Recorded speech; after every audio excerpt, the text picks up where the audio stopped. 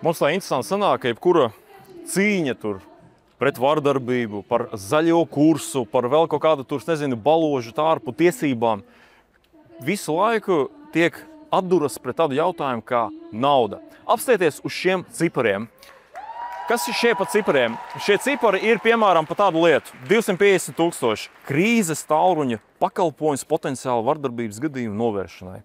Piemēram, 1 000 000 eiro. Pētījums par stereotipu maiņu ieslodzītajiem un tālruņus dzimumu noziedzniekiem un personām, kas pieļauj dzimumu noziegumus pret nepilngadīgajiem. Un tur tālāk visi šie cipari, tas ir tas, ko saņēma pilnīgi viena noteikta organizācija, lai it kā apkarotu to visu vardarbību. Bet šī organizācija, viņa jau nav viena. Un vēl tā interesanti sanāk, ka šajā organizācijā viena no vadošajiem amatiem ieņem arī viena no progresīvajiem ministriem, sieva. Un tad ir jautājums, vai šis protests ir par to, lai tiešām apkarot vardarbību, vai tomēr, lai saglabātu visu šo naudas plūsmu. Jo paskatieties, par to pašu zaļo kursu pilnīgi tas pats, visi tie skaistie, visi lozungi, ka par to, ka jāizbeidz piesārņojumu, planēta iet bojā.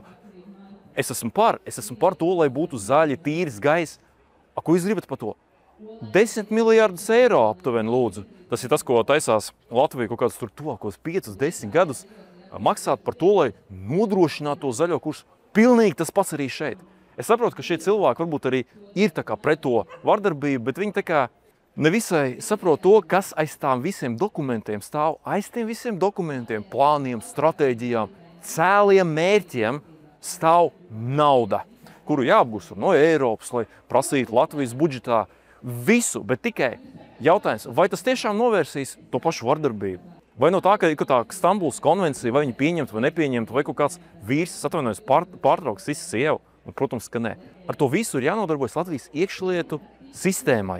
Nevis kaut kādām konvencijām un citiem svešiem papīriem, kuri jau nav tas mērķis apkarot kaut kādu tur vardarbību, bet mērķis jau pēc būtības ir atkal iekasēt naudu un ievazāt vēl visādas interesantas citas ideoloģijas.